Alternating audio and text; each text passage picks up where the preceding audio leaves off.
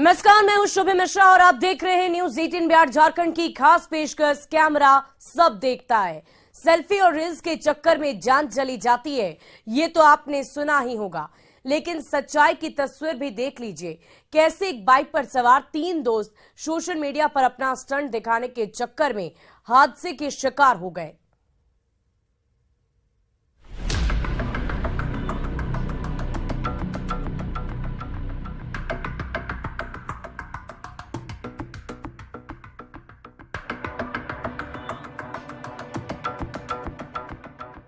सड़क पर तेज रफ्तार बाइक पर 3 दोस्त सवार। एक दोस्त के हाथ में दिख रहा है मोबाइल और मोबाइल के जरिए चल रहा है फेसबुक लाइव।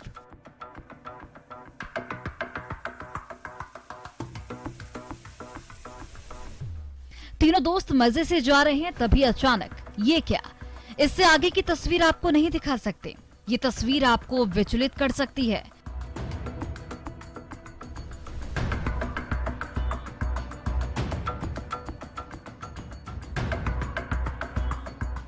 थोड़ी सी लापरवाही और कीमत जान देकर चुकानी पड़ गई।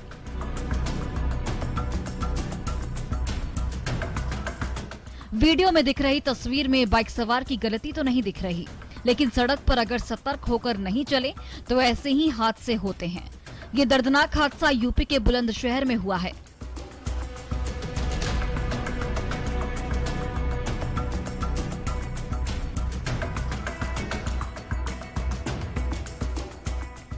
दरअसल जहांगीराबाद में बाइक सवार 3 दोस्त एक बाइक पर जा रहे थे, तभी एक दोस्त ने जेब से मोबाइल फोन निकाला और फेसबुक लाइव करने लगा।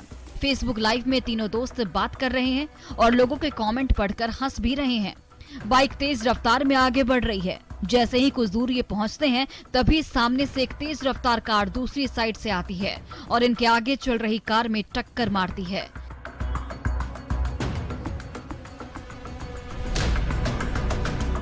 ये जब तक संभलते उससे पहले उस कार ने बाइक सवार तीनों दोस्तों को रौंद डाला। फेसबुक लाइव में आगे की तस्वीर इतनी भयावह है कि वो हम आपको नहीं दिखा सकते। इस हादसे में तीनों दोस्त में से एक की तो मौके पर ही मौत हो गई, जबकि 2 दोस्त अभी जिंदगी और मौत के बीच जंग लड़ रहे हैं। यह हादसा उन लोगों के लिए सबक है जो बाइक चलाते वक्त मोबाइल का इस्तेमाल करते हैं। सरकार के लाख अलर्ट के बावजूद मोबाइल का इस्तेमाल कम नहीं हुआ है। बाइक सवार चालान से बचने के लिए हेलमेट तो पहन लेते हैं, लेकिन उसके नीचे मोबाइल लगाकर बात करना भी बंद नहीं करते। आजकल तो ईयरबड्स और ज्यादा जानलेवा साबित हो रहा है, क्योंकि वो हेलमेट के अंदर आराम से छिप जाता है और बाइक सवार आराम से मोबाइल पर बात कर बाइक चलाते रहते हैं। इन तीनों दोस्तों ने बाइक चलाते वक्त कई गलतियां की। सबसे पहले तो ये एक बाइक पर ट्रिपल लोडिंग में थे। दूसरी सबसे बड़ी गलती ये कि इनमें से किसी ने हेलमेट नहीं पहन रखा था।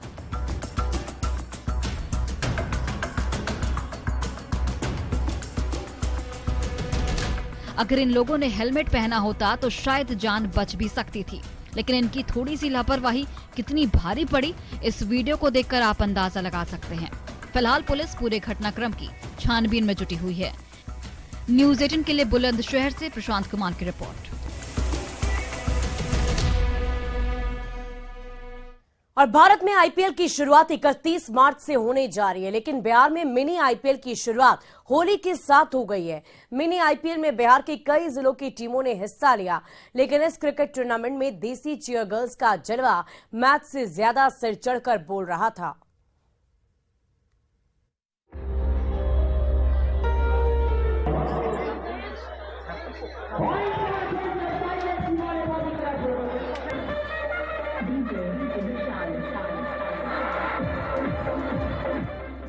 क्रिकेट मैच में चीयर गर्ल्स की शुरुआत आईपीएल से हुई थी।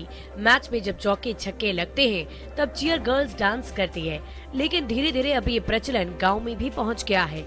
मिनी आईपीएल की ये तस्वीर बिहार के भागलपुर से सामने आई है। भागलपुर की तस्वीर आईपीएल से थोड़ी अलग है।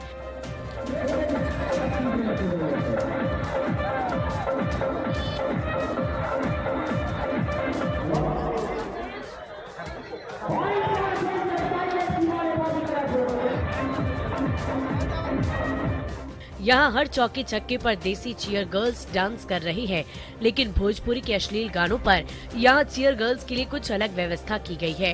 प्रबंधन की तरफ से इनके लिए एक ऊंचा मंच बनाया गया है ताकि कोई उन तक पहुँच ना पाए और दूर बैठे दर्शक भी इसका आनंद ले सके।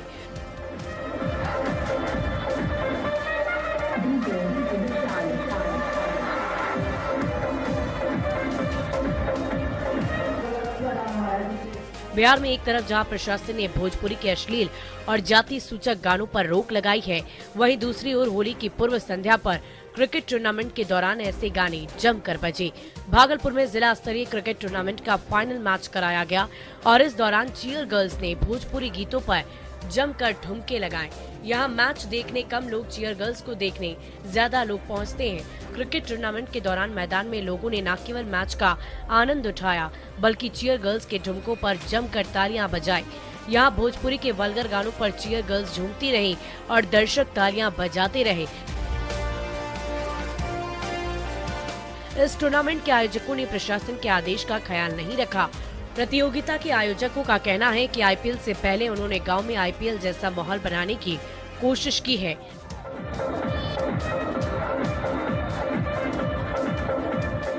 बरसों से यहाँ इस तरह भीड़ होते हैं और यहाँ के लोगों को हर साल एक मनोरंजन होते हैं और युवाओं क्रिकेटर जो हमारे लोकल होते हैं उनको एक सीख मिलता है कि हमें भी सीख मिले, आगे नेशनल इंटरनेशनल तक पहुँचने का एक मौका मिले इनको। इसलिए ये लोग खेलते हैं यहाँ से ताकि ऊपर तक खेलने का मौका मिले एक अच्छा क्रिकेटर।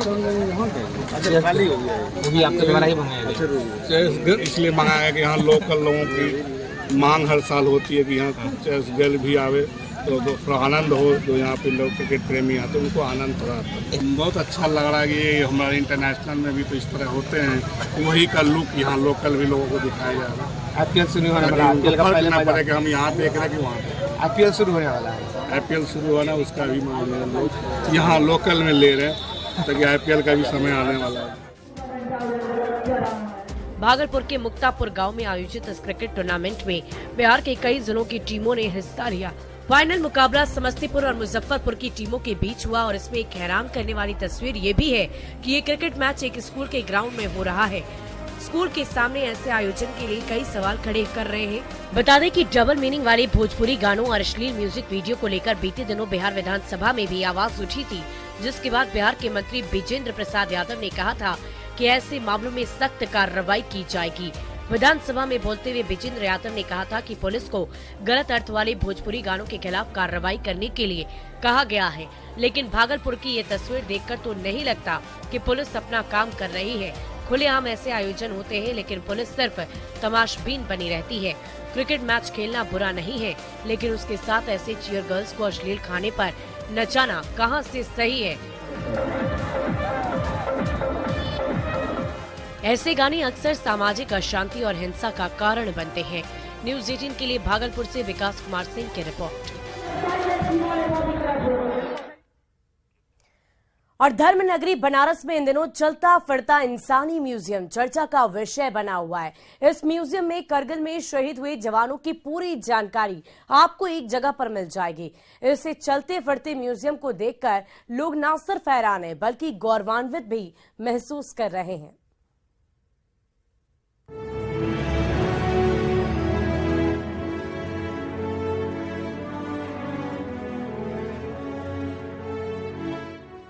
देश में सैनिकों का सम्मान तो सभी करते हैं, लेकिन एक शख्स ने अपने शहीद जवानों के लिए किया कुछ ऐसा कि लोग उनकी तारीफ करते नहीं थक रहे। यूपी के वाराणसी शहर में मौजूद इस शख्स को देख हर कोई हैरान है। इस शख्स ने अपने शरीर पर 631 शहीदों के नाम गुदवाए हैं, जिसमें 559 नाम कारगिल में शहीद हुए जवानों के नाम हैं। इसके अलावा 72 नाम उन शहीदों के हैं जिनके परिवार से उसने मुलाकात की है। इस शख्स का नाम अभिषेक है और वो पेशे से इंटीरियर डिजाइनर है। यूपी के हापुड़ जिले के रहने वाले अभिषेक गौतम कारगिल युद्ध में शहीद हुए सैनिकों के घर से मिट्टी इकट्ठा कर 2019 में कारगिल जाकर कलश भी स्थापित कर चुके हैं। इसके अलावा अभिषेक को देश की नामचीन हस्तियों से सम्मान भी मिला है।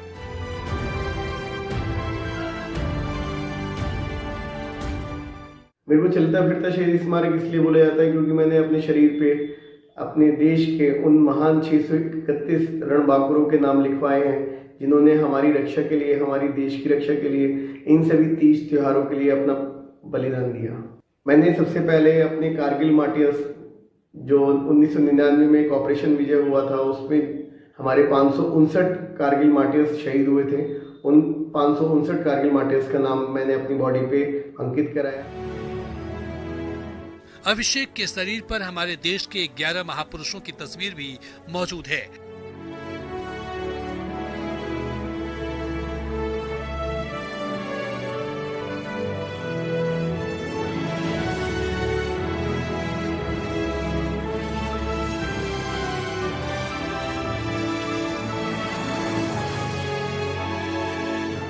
इसके अलावा इंडिया गेट, शहीद स्मारक और देश की आन बान और शान के लिए शहीद जवानों के नाम अभिषेक के शरीर पर मौजूद हैं। अभिषेक के अनुसार इसे बनाने में 11 दिन का समय लगा था।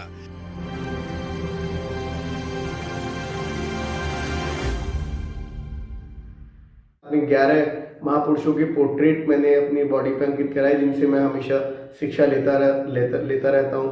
और ये जो प्रक्रिया थी, ये 11 दिन के भीतर मैंने ये सारे टैटू कराए थे। उसके बाद से मैं जितने भी परिवारों से, कारगिल से अलग परिवारों से मैं मिलता रहता हूँ, तो उन सबके नाम में बॉडी पे अंकित कराता रहता हूँ। उसके हिसाब साथ साथ जो अब उनकी जो संख्या है वो 631 हो चुकी है। उसको जो मौजूदा स्थिति में बरकरार रखे हुए वो हमारे फौजी हैं, हमारे रियल हीरोज हैं। तो मैं एक राइड के दौरान जब लेह लद्दाख में था, तो वहाँ मुझे इनकी असलियत और इनका जो प्यार और इनका निस्वार्थ प्रेम है वो मुझे पता लगा। और उसके बाद मैंने अपने मन में ठान लिया कि मैं जरूर अपने जो मेरे वीर हैं इनके लिए कुछ करूँगा। तो मैंने कारगिल मार्टियर्स के नेम जो थे सबसे पहले अपनी बॉडी पे इनग्रेव कराए। अभिषेक बताते हैं कि शरीर पर शहीदों के नाम के टैटू को बनवाने का क्रम वो आगे भी जारी रखेंगे। उनका कहना है कि वो देश की रक्षा के लिए शहीद हुए जवानों को श्रद्धांजलि देने के लिए ये अनूठा तरीका अपना रहे हैं। लोग अभिषेक के शरीर पर बने इन टैटू को देखकर उनकी तारीफ करते नहीं थक रहे। शहीदों के प्रति अपना प्रेम और श्रद्धा भाव सबके मन में रहता है, लेकिन अभिषेक का ये कदम उन सबसे काफी ऊपर है। न्यूज़ 18 के लिए वाराणसी से रवि पांडे की रिपोर्ट।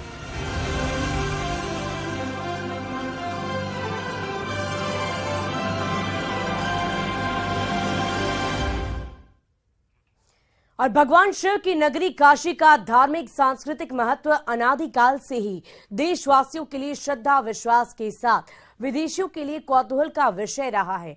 और अपनी अनूठी और ईश्वरीय परंपराओं वाली काशी में अब संस्कृत सीखने का अवसर है। संस्कृत भारती न्यास काशी के अंतर्गत संवादशाला के माध्यम से लोगों को मात्र 14 दिनों में संस्कृत सिखाई जा रही है। ये रिपोर्ट देखिए।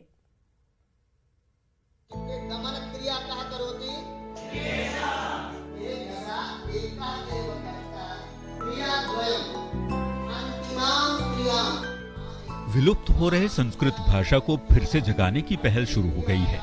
देव भाषा को जन भाषा बनाने की शुरुआत वाराणसी से हो रही है और इसका बीड़ा उठाया है करौंदी स्थित ITI पॉलिटेक्निक कॉलेज ने। वाराणसी में करौंदी स्थित इस ITI पॉलिटेक्निक कॉलेज में पढ़ रहे ये बच्चे मैकेनिकल का ज्ञान नहीं बल्कि हमारे देश की आध्यात्मिक भाषा को आम बोलचाल में बोलना सिखा रहे हैं। कॉलेज के संवादशाला में संस्कृत भारती की तरफ से इन्हें संस्कृत बोलना सिखाया जा रहा है। बड़ी बात, संस्कृत भाषा सीखने सिर्फ युवा ही नहीं, महिलाएं और पुरुष भी पहुंच रहे हैं। ये क्लास इंग्लिश स्पोकन क्लास की तर्ज पर ही चलाया जा रहा है। यहाँ पढ़ने वाले लोगों का दावा है कि संस्कृत भाषा को आम बोलचाल में बोलने के लिए ये क्लास काफी उपयुक्त है। भवान् किं करोति? अहम् इदानीं पठामि। भवान् किं करोति? अहम् इदानीं संस्कृतभारतीय पूर्णकालिका रूपेण कार्यं करोमि। बहुत ही सरल और बहुत ही अच्छे ढंग से सिखाया जाता है जो हमारे सामान्य जीवन में होता है। सुबह प्रतिदिन की दिनचर्या से लेकर शयन काल तक जो भी हम करते हैं सब संस्कृत भाषा में बोलते हैं, समझते हैं। तो बहुत ही सरल ढंग से हम लोग सीख रहे हैं और विश्वास है कि अच्छे से सीख जाएंगे हम लोग 14 दिन में। यहाँ क्लास 14 दिन का एक टर्म होता है। इन 14 दिनों में संस्कृत बोलना सिखाया जाता है। इसके लिए यहाँ आने वालों के लिए शर्तें होती हैं। इस शर्त के अंतर्गत 14 दिन तक कॉलेज में ही रहना होता है।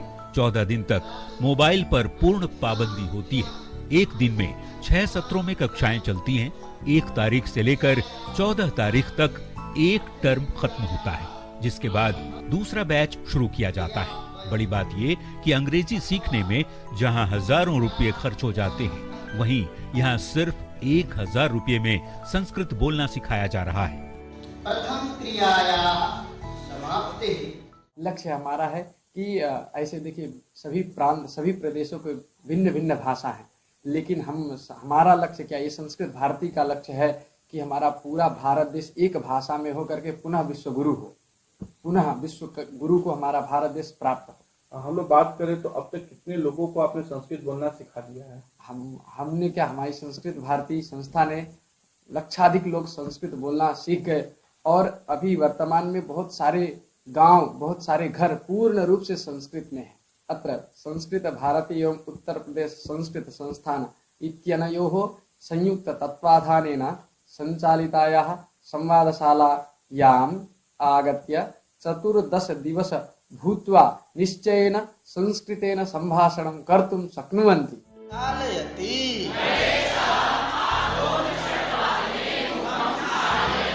वैसे तो वाराणसी धर्म की नगरी है, जहां घाट किनारे अनेक संस्कृत विद्यालय मौजूद हैं। यहाँ के संस्कृत स्कूलों में बच्चों को संस्कृत बोलना शुरू से ही सिखाया जाता है, लेकिन ये क्लास थोड़ा अलग है।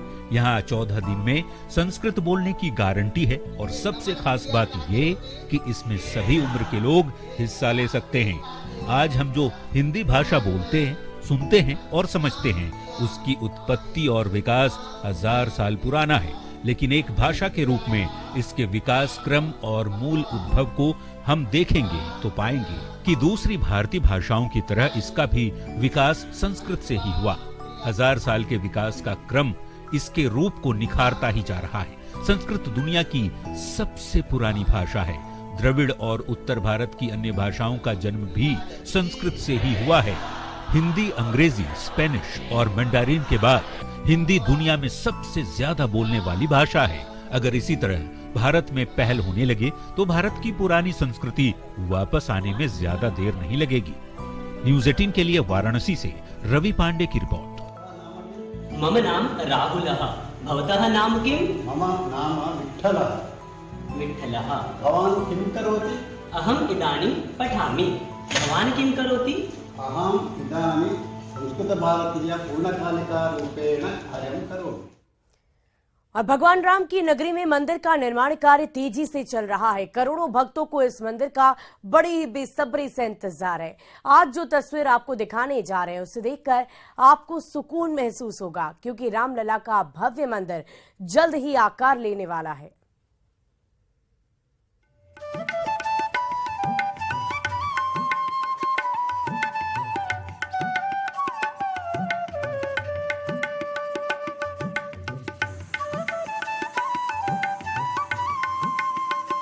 भगवान राम की नगरी में भगवान रामलला का भव्य मंदिर बन रहा है। अयोध्या में भगवान राम के भव्य मंदिर का निर्माण कार्य अब आखिरी चरण में है। मंदिर के स्तंभ लगभग खड़े हो चुके हैं। अब अप्रैल से मंदिर के ग्राउंड फ्लोर की छत का काम भी शुरू होगा।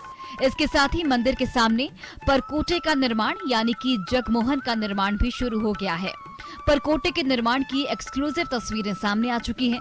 इस परकोटे के निर्माण में वैज्ञानिक तरीके का इस्तेमाल किया गया है। एक विशालकाय भूखंड को जमीन से करीब 25 फीट गहराई से मंदिर की तर्ज पर परकोटा का निर्माण किया जा रहा है। परकोटा 14 फीट चौड़ा और 800 मीटर आयताकार होगा। परकोटे में चारों कोने पर 4 मंदिर और बीच में कुल 6 मंदिर बनेंगे। भगवान रामलला के मंदिर के परकोटे में भगवान राम के जीवन पर आधारित कई प्रसंग भी बनाए जाएंगे। परकोटे में भगवान राम के कुल देवता सूर्य भगवान, माँ भगवती, गणपति, शंकर, हनुमान और अन्नपूर्णा का मंदिर भी बनेगा। परकोटे का कोई विस्तार कभी नहीं किया गया। जैसा परकोटा पहले दिन चिंतन में था, मंदिर के वास्तुकार सोमपुरा जी के दिमाग में जैसा चित्र वह पहले था, वैसा ही चित्र आज भी है, अर्थात वो लगभग 14 फीट चौड़ा होगा, चारों दिशाओं में आयताकार होगा। चारों दिशाओं में अगर कोई पैदल चलेगा तो उसे 800 मीटर पैदल चलना पड़ेगा। 4 कोनों पर 4 मंदिर बनेंगे, उत्तर और दक्षिण दिशा में बीच में एक एक मंदिर बनेगा, अर्थात परकोटा में 6 मंदिर बनेंगे। श्री राम जन्मभूमि तीर्थ क्षेत्र ट्रस्ट के अनुसार मंदिर के वास्तुकार सोनपुरा के दिमाग में पहले दिन जिस तरीके का स्वरूप परकोटे को लेकर था वो आज भी कायम है। मंदिर का परकोटा 14 फीट चौड़ा होगा। परकोटे की दीवार में करीब 150 चित्र बनाए जाने हैं जो भगवान राम के जीवन पर आधारित होंगे। भगवान रामलला के मंदिर निर्माण का कार्य युद्ध स्तर पर चल रहा है। भगवान रामलला के मंदिर के लिए अब परकोटे का जो निर्माण किया जाना था उसका निर्माण भी शुरू हो गया है। ये उसी तर्ज पर बनाया जा रहा है जिस तर्ज पर भगवान रामलला का बहुप्रतीक्षित मंदिर बनाया गया, यानी कि विशालकाय भूखंड को पाइलिंग करते हुए वैज्ञानिक पद्धति से बनाया जाएगा। लगभग 800 मीटर चौड़ा ये पूरा परकोटा होगा, जिसमें 6 विशिष्ट मंदिर भी बनाए जाएंगे, जिसमें महर्षि अगस्त, महर्षि विश्वामित्र, सबरी, अन्नपूर्णा और भगवान सूर्यदेव की 7 घोड़ों पर सवार रथ पर मंदिर की यहाँ पर बनाया जाएगा। ये 800 मीटर आयताकार राम मंदिर होगा, जिस पर 6 मीटर ऊंची दीवारें होंगी और इन दीवारों पर भगवान राम के जीवन पर चित्र पर आधारित तमाम प्रसंग उकेरित किए जाएंगे। फिलहाल निर्माण कार्य शुरू हो चुका है। 2023 में भगवान रामलला का मंदिर कंप्लीट होना है और जिसके साथ ही परकोटे का निर्माण भी अब युद्ध स्तर पर शुरू हो चुका है। अयोध्या में मंदिर निर्माण के साथ विकास की गंगा भी तेजी के साथ बह रही है। अयोध्या में रामलला के पक्ष में फैसला आने के बाद प्रधानमंत्री ने रामलला के बहुप्रतीक्षित मंदिर की बुनियादी रखी। आज रामलला का भव्य मंदिर आकार लेता नजर आ रहा है। उसके साथ ही अयोध्या में भी विकास की योजनाएं परवान चढ़ रही हैं। अंतर्राष्ट्रीय हवाई अड्डा, अंतर्राष्ट्रीय स्तर का बस स्टॉप, अयोध्या धाम रेलवे स्टेशन, राम की पैड़ी, भजन संध्या स्थल,